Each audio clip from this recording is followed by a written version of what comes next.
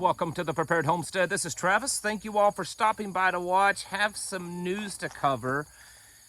This is not good news, okay? I just want to be flat out honest. A lot of people say that, well, you're being too doomsday, and there's just, all you're talking about is all the bad stuff going on. Well, there's a lot of bad stuff going on, and it's not to bring us down or instoke fear. Because as preppers, and for most of you, believers, we don't need to be afraid, okay? It's not what we're here for.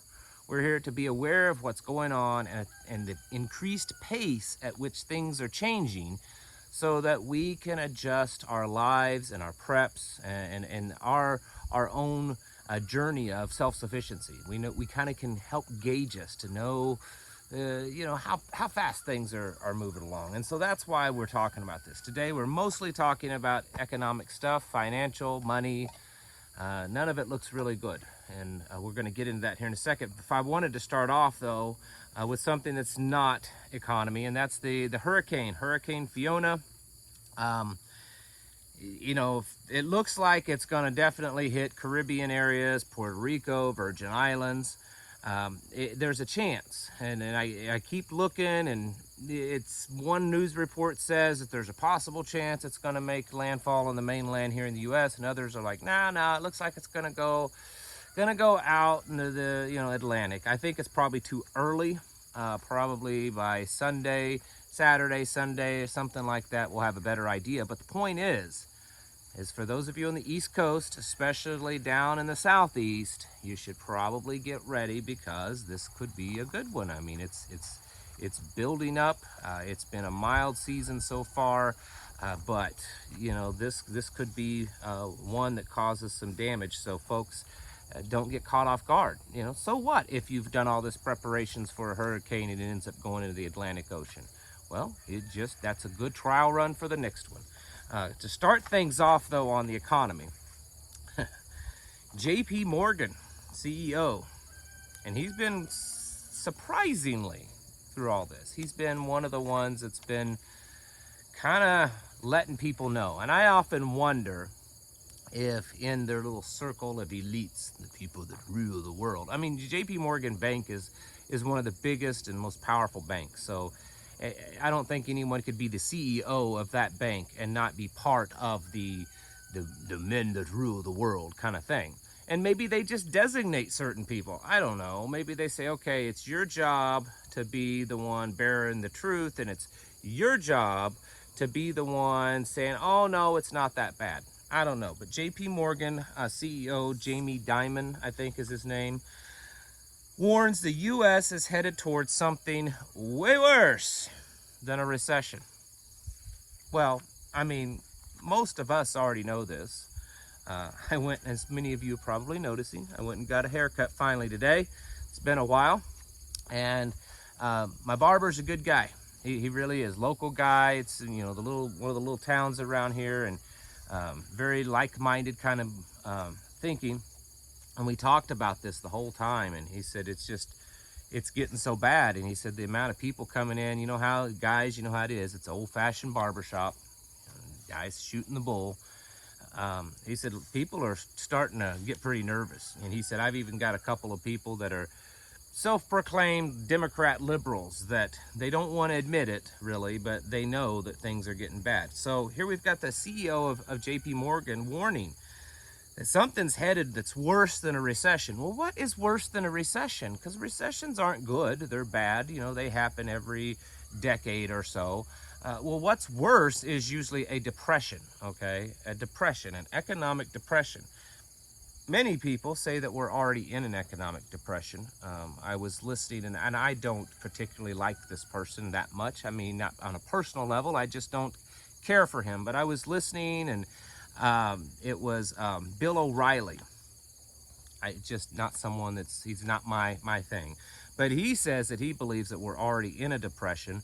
And the only reason why it's not as noticeable in certain areas is because, like everything else, the government's falsely propping it up, handing out free money for the last couple of years, and starting off with us and then businesses. And that's the only reason why. He's not the only one. The CEO of FedEx says that we are going into a worldwide recession. He's talking about, we'll mention it here in just a second, but FedEx, you know, they're one of those kind of businesses that their business kind of is a good gauge on things in the economy, especially on a smaller level. If their business is kind of slowing down and they're not shipping as much stuff, people aren't buying as much stuff, then that's a pretty good indicator that there's a slowdown in the economy. And that's exactly what's happening. In fact, so much so that they're grounding certain flights. They're ending certain flights that they have. They're closing offices because the business is slowing down. And that's a pretty good indicator that we're in some economic doo-doo. And of course, we all know this. You know, they came out with the inflation numbers this week, and I've been in the past kind of talking about that when they come out with it. And this time, I didn't even have any interest in it because we all know it's a bunch of lies. They tried to spin it that, well, it came down a little bit, but not as down as much as we wanted it to, so that's not good, but it did come down a little bit. When in fact, the only thing that came down was the price of gasoline, really, and that wasn't very much, especially comparatively of, you know, what we paid 2 years ago. And if you look at everything else other than gasoline, it went up at least 0.6%, 0.6%. And most of us sit around thinking, we're paying a lot more than 8%, 8.5%, close to 9% in inflation. We're paying a lot more than that. You know, we're paying 15, 20, 30, and 40% more for products than we did last year, and especially over a couple of years ago. So inflation is a lot worse, and it's gotten to the point that I don't even care about their inflation numbers. We know that it's bad.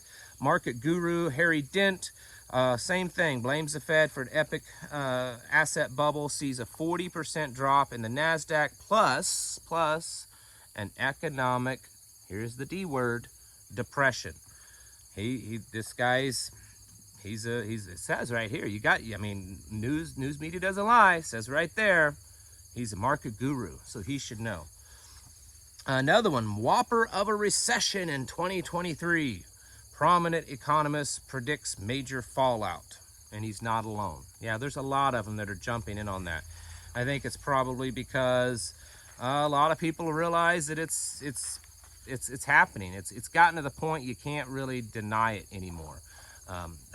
And like I said, you and I, the average Joe, the average person, we've already known that, right? Because we're the ones that's actually going out and buying things, paying, struggling to just make ends meet because everything's getting expensive. So this isn't really a big surprise, but the White House has a fix for it. That's right. For all of you naysayers out there, they're still on the bandwagon of their CBDCs. That's right. Today, the White House issued a fact sheet, on digital asset. And it talked about how, CBDC has the potential to offer significant benefits over other digital cryptocurrencies. In it, it's basically this whole little memo thing that they released today. It's basically newspeak. They're just trying to spin it, condition people to, accept this, that, it's a good thing, so that in a few months when we start seeing more and more of it happen, people are like, it's not that bad. I've been hearing the news that it's a pretty good thing. It says here in the little memo that U.S. CBDC, a digital form of the U.S. dollar. No, it's a very different thing, but they're telling you, it's just like the U.S. dollar. It's just digital. It's very similar to your debit card that you already use, and when you send money around on PayPal and all, it's kind of like that. It's kind of like that. And it has the potential to offer much more significant benefits. That's basically what this little memo has been, is just to kind of spin the narrative, calm people down, let you know it's not that bad. Because, it's coming soon anyway, so you need to accept it. Because you're going to have to accept it, because the way the economy's looking, the paper currency is probably going to lose all of its value anyways. And to help that along, as I segue into the next one, to help the crashing of the dollar along, the U.S. has announced again another one today.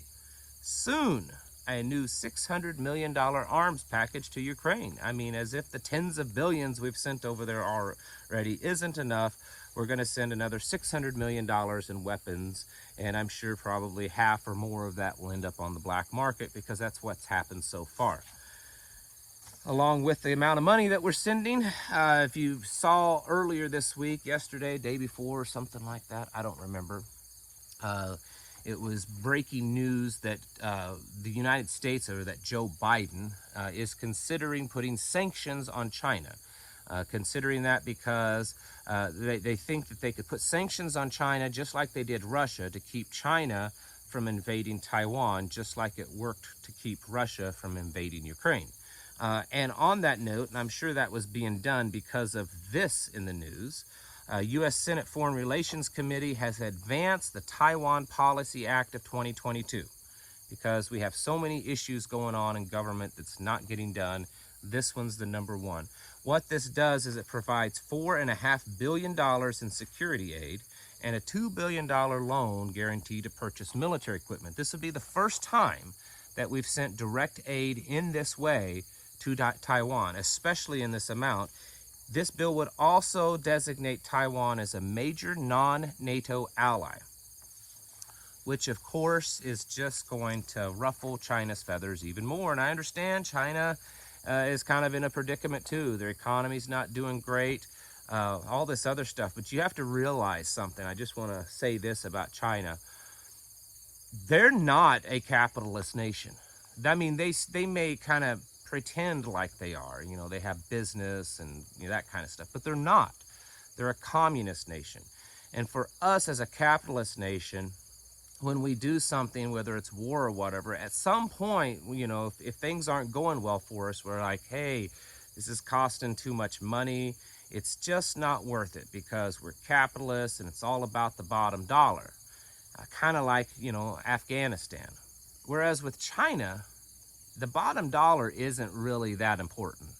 Their ideology and their pride is what's most important. They may not have a military that's as advanced as ours, but they do have a military that's way bigger than ours, and they have the capability of producing a lot of arms, which we haven't really fought an adversary since we fought England in the War of 1812 that had the capability of really producing and maybe even outproducing us when it comes to military arms. So don't just discount China because they're having a bad go with their economy and their military and navy isn't as advanced as ours. They have a very different ideology when it comes to war and upholding their own position. And it doesn't matter if they go broke. It doesn't matter if they lose, a few million people. It's all about furthering their communistic ideas. And so that's something to worry about. To wrap this up, something totally different, but I think it's important. Some of you don't. Some of you probably won't even know what this is about. And I'm not going to go into detail, but the Temple Institute in Israel, which is the organization that is kind of in charge of the project of rebuilding the temple again, the third temple in Israel, and some of you know the significance of this. They have announced that they have found the perfect, spotless red heifer. They have done all the testing. There was a ranch in Texas that was raising them. From what I understand, it was for this purpose. They were raising them very carefully, and they chose 5 that they believed were perfect, and they shipped them over to Israel. And a group of, and I could be wrong, but the information that I read, 25 top rabbis in Israel that are involved in this did inspections. They've done genetic testing, and they have declared that they have found the perfect heifer. And the reason why this is significant for those of you that have no clue to what I'm talking about is it is absolutely necessary. The only way that they could rebuild a temple, which is in the Bible, it's part of end time prophecies. The only way that they could rebuild the temple and dedicate it is first they must have the ashes from a spotless, perfect red heifer to sacrifice that red heifer and use its ashes as part of the cleansing process so that they can dedicate the new temple. So what this means is that we're a big step closer to that direction. I don't know how many of you follow that kind of stuff, but I thought I would throw that out there because maybe I'm the wrong one, but I think that that's kind of significant. Folks, this is why we keep getting ready. I've said all year long, I've said for a couple of years, but definitely all year long, that the things that we're experiencing right now, it's just the beginning. And the things that I just read to you, all these experts that are far more knowledgeable than I am, are saying the same thing. They're saying that it's gonna get worse. That this fall, this winter, next spring, next year, it's gonna be worse. And so however bad you think it's been so far, it's gonna get a lot worse, and you need to get ready for that. You know, if you're living in a place and you're like, man, we're really struggling. You know, the prices have gone up. I'm paying $2,000+ a month for rent and all this kind of stuff, and you can't afford to live there. I would advise you to get out now, because if you wait till next year, everything's gonna be so bad that you may end up being in a really bad place. And so that's something to also consider. I've actually had a few people contact me about that it's just getting way too expensive to live where they're at, and they need to get out. Yeah, you may have to downsize and make some sacrifices, but I can tell you from personal experience, it's very possible and enjoyable to make that level of change of living in a big, beautiful home in the city to living in a tiny little cabin out in the middle of the sticks. But there are things that we need to be taking very seriously in our lives, kind of reevaluating them and getting ourselves prepared, because just economically alone, not looking at all the other things that are happening, economically alone, things are headed in a very bad, dark way. So get your houses in order, folks. Prepare yourselves mentally, physically, and spiritually. Thank you for watching, and I'll catch you in the next video.